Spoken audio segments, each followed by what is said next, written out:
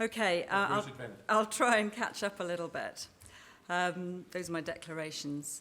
So these are my objectives. I won't read them out, but you can look at them. And I'm going to start my talk by sharing a couple of patients with you that illustrate a number of the points that we've already discussed. So they're two cases based in fact, and they're both of diagnostic gastroscopies, so none of the fancy stuff that you'll be hearing about later. The first case is of a 67-year-old gentleman who came to the hospital for a routine gastroscopy for recurrent anemia. And in the UK, we do a lot of unsedated gastroscopy. He was very relaxed. He'd had a gastroscopy many years before. He was otherwise fit and well. He didn't want any sedation. He was just going to have throat spray. He was consented thoroughly and appropriately, and he was on a senior endoscopist's list, not a consultant, but a registrar who was fully signed off and very competent, indeed, on the bleeding rota himself. And the procedure started. He was intubated, straightforward intubation. As the scope went through the GOJ, there was a little bit of resistance. The diagnostic procedure was done, but in retroflexion there was a mass in the fundus at the OGJ, and this looked submucosal. So the endoscopist touched the mass with the forceps, and it felt very firm. He took a biopsy. It oozed a little bit. He took a second biopsy, and it started to bleed torrentially. So it looked like arterial bleeding. Clearly he was very concerned, and he got the nurses to get the accessories ready to cope with the bleeding, to manage the bleeding. But very quickly the stomach filled with blood and there was a red out. He called for help. They started to resuscitate the patient. A consultant endoscopist was in the room next door, came in, tried to assist with controlling the bleeding, but there was a red out. The stomach was full of blood. A major hemorrhage protocol was called, and that brings in a team with an anaesthetist and so on. The patient's resuscitation commences. They couldn't get control of the bleeding. There was one photograph taken which the consultant looked at and thought that, yes, this looks like a venous or a vascular lesion. There was a surgeon in the room next door, so the surgeon is called in for help, and he says, look, I don't think we can control this in endoscopy. The patient's going to have to go straight for immediate, urgent surgery. So the patient is prepared for surgery, taken to theatres, which is very close by. A nurse goes and speaks to the relative of the patient who has arrived. And in theatres, at induction, the patient has a cardiac arrest and dies 75 minutes after arriving in the hospital for a routine gastroscopy. So the endoscopist and a senior nurse go and speak to the relatives and explain what has happened, and of course a serious incident is called and there is a coroner's investigation, and the lesion is found to be an arterial malformation.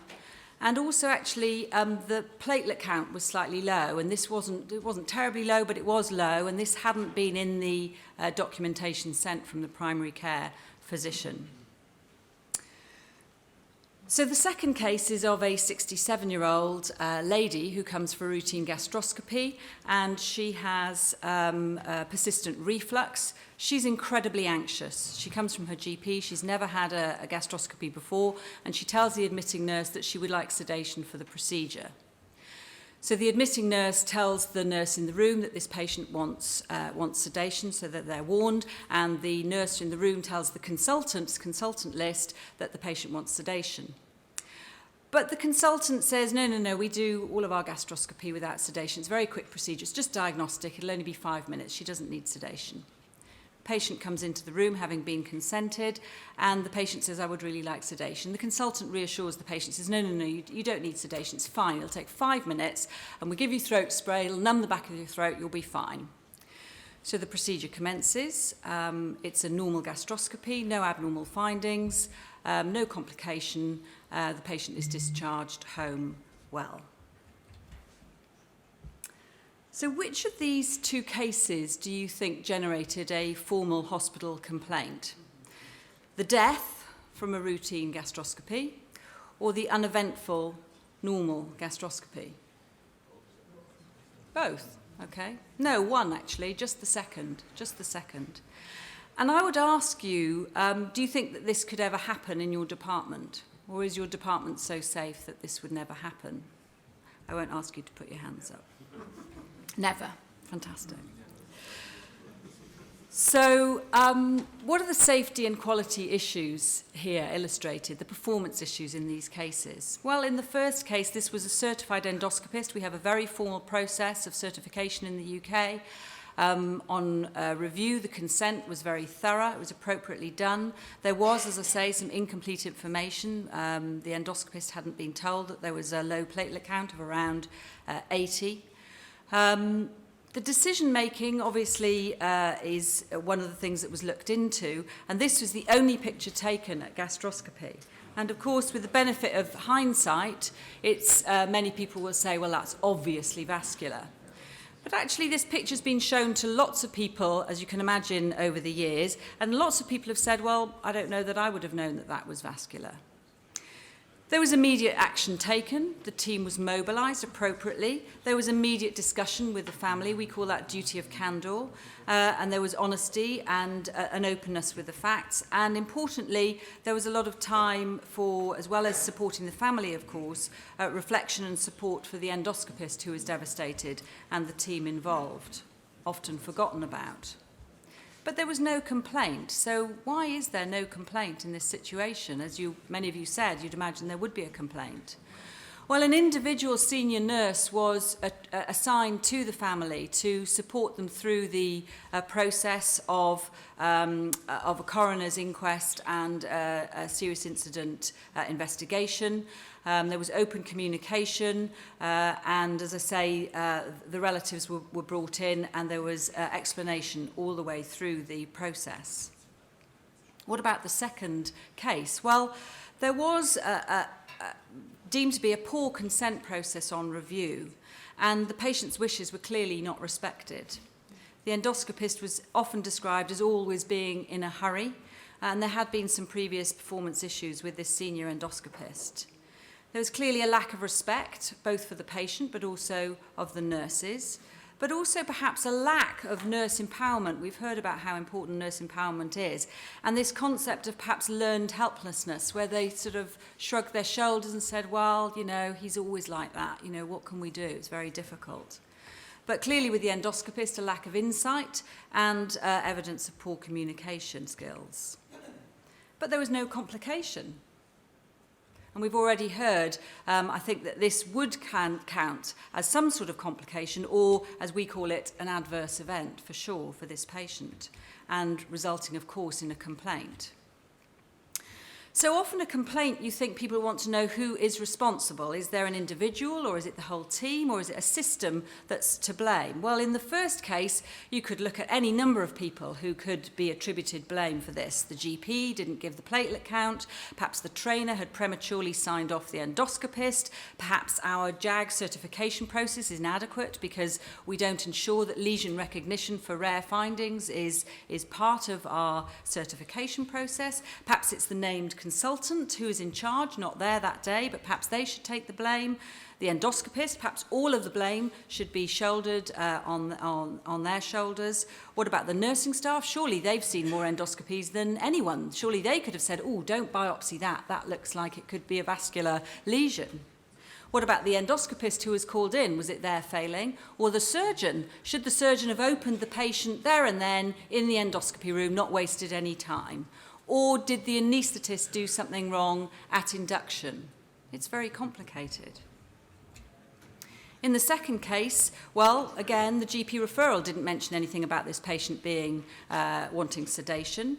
And again, the admitting nurse, the endoscopist, who's to blame there? Or perhaps the patient. Perhaps we need to give some more responsibility to the patient. The patient should have insisted and said, no, I want to have sedation.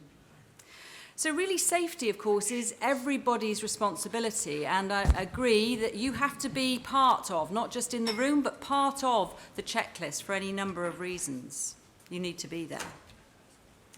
So this paper from the States, published a couple of years ago in the BMJ, this is an endoscopy, but there's no reason to think it's any different. And the third leading cause of death in the US is medical error, which is something to think about.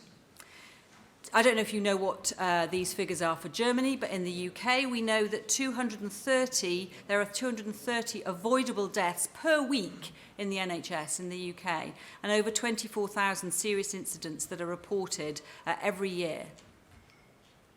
But what about endoscopy? Well, Manmeet Mathur, you heard about her earlier. She did a lot of the original work on the checklist. She looked at errors in our endoscopy room. She stood in the back of the room and she counted errors. And most of them, fortunately, are without consequence. But they are not the errors and the incidents that are reported. The incidents and errors that are reported are in these big papers that George referred to earlier. He already has mentioned post-colonoscopy cancer. I would say that that is a complication. And so it's complex. And these aren't just, as we've heard, complications. And what about the language we use when something goes wrong? So if the healthcare professional reports something that has gone wrong, an adverse event, then it's an incident and we have to fill in a form and it's investigated and people look into it and take it seriously and want to know what the outcome is. But if a patient reports a safety incident, it's called a complaint with quite negative language, and we don't generally tend to perhaps always take it as seriously in terms of the error. You might address the complaint, but we're not as good as learning from it. So why do patients complain? There isn't much evidence to help us answer these questions, but there is a little bit of literature which is included there. What is the motivation then for complaints? Well, in the UK, in the NHS, there are around 480 complaints a day. That's a lot of complaints. But most of them are not patients seeking financial retribution, certainly not in the UK. They want their concerns and their experiences understood, they want to be heard, and they want others not to suffer in the same way. Those are the motivations. This is a really interesting systematic review looking at a taxonomy of complaints, so grouping the complaints. This isn't in endoscopy, this is in healthcare in general. And actually, unsurprisingly, they fall into these three categories, and our two cases illustrate this. So a third are down to things about quality and safety. A third are management around booking or delay in procedures or not being able to get through on the phone or parking, those sorts of things. And a further third are around relationships or communication, or as you can see here, problems with respect and dignity and staff attitudes. So overall, about 40% of complaints are around communication or treatment, and that includes errors, complications, technical complications, and over 10% are safety related. So what about this question? We're starting to look at this now. Can patients alert us to safety issues? Well, we think that patient feedback can highlight safety concerns. And in general, as clinicians, we welcome feedback. We love a bit of warm feedback saying, dear doctor, you know, that was a fantastic procedure, thanks very much. But actually, feedback in general is poorly utilised and it's collected but lies dormant. We don't really know what to do with it. And evidence suggests that there is a cultural tendency to regard patient feedback as subjective or irrational, emotional, unreliable, soft evidence, not something that we should really take seriously.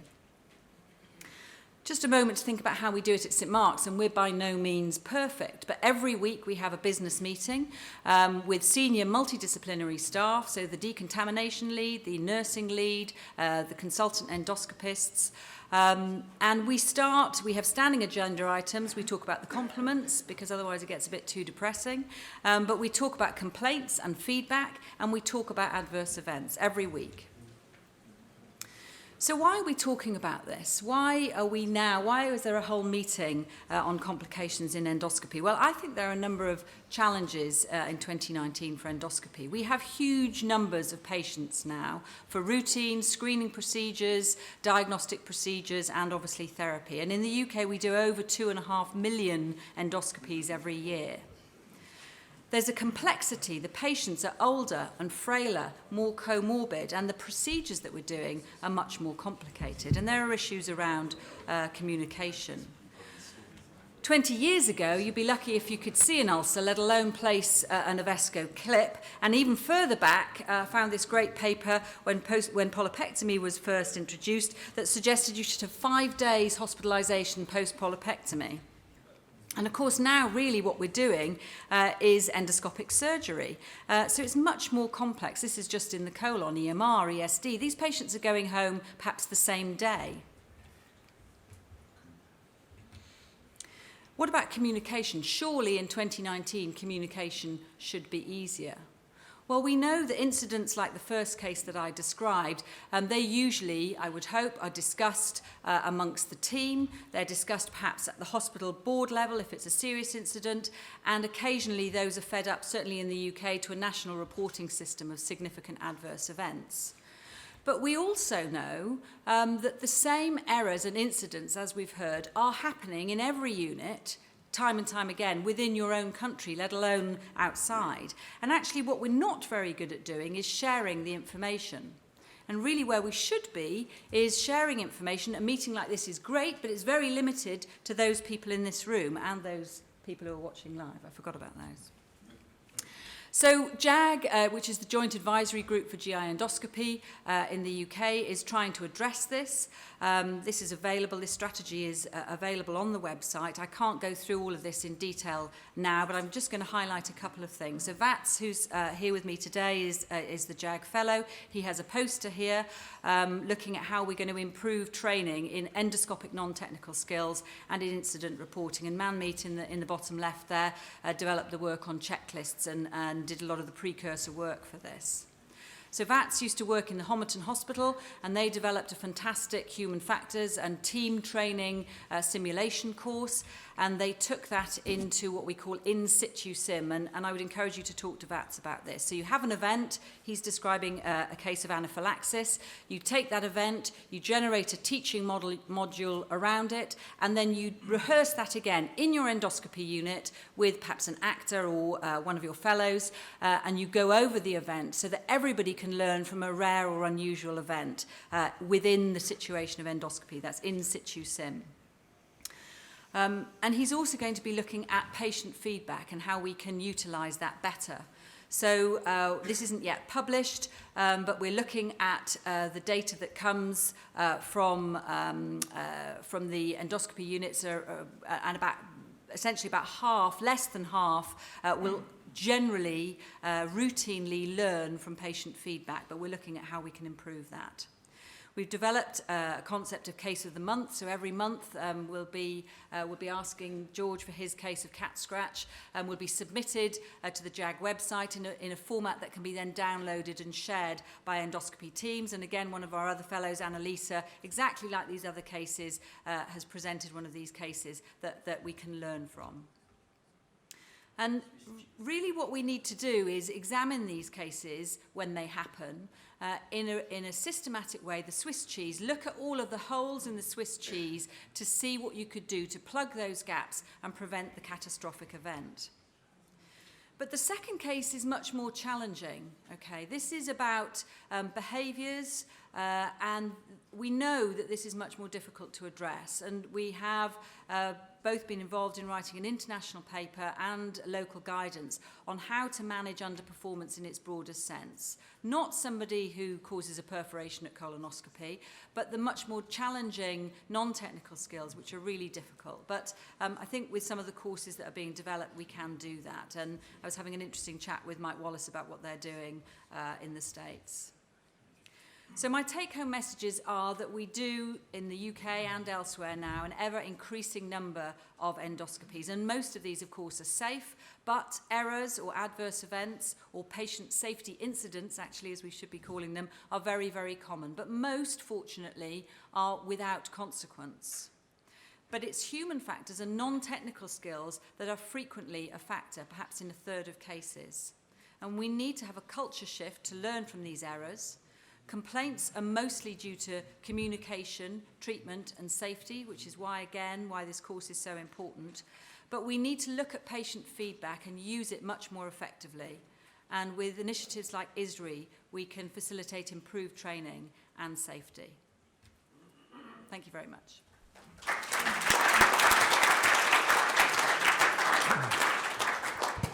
Shivan, thank you very much. I also found the first case very interesting because obviously in the dozens and dozens of boxes. Wasn't there a SOP saying don't biopsy a submucosal lesion because it always comes back negative? Not to speak about the color. Yeah, that's not in the SOP, is it? No.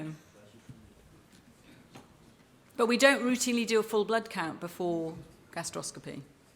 I mean, he had one because he was anemic, of course, but the GP had sent in the hemoglobin and the hematinics, but not the platelet count. Well, it can be discussed whether this was the decisive factor. Of course. It's not the problem, you're right.